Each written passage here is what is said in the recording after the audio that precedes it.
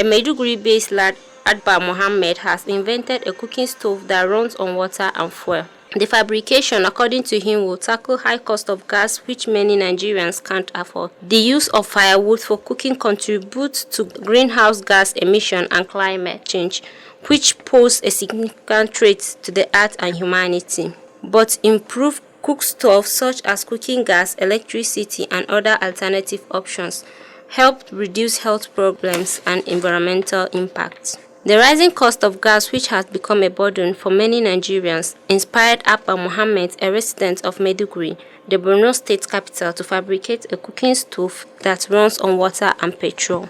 The young inventor used water pipes, phone battery, gas burners, switches, among others, to create the cookstove.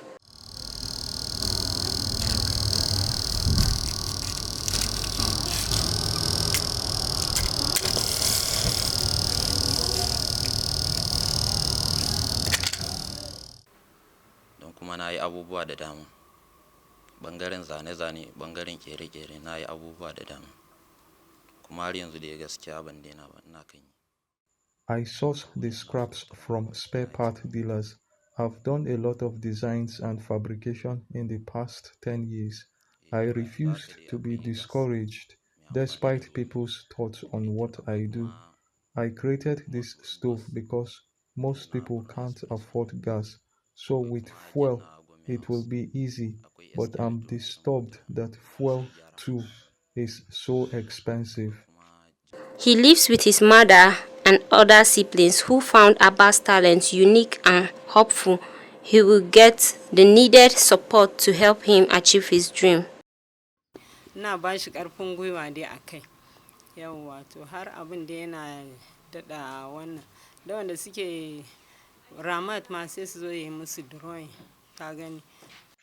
Sometimes when I wake up around midnight, I find him awake making designs.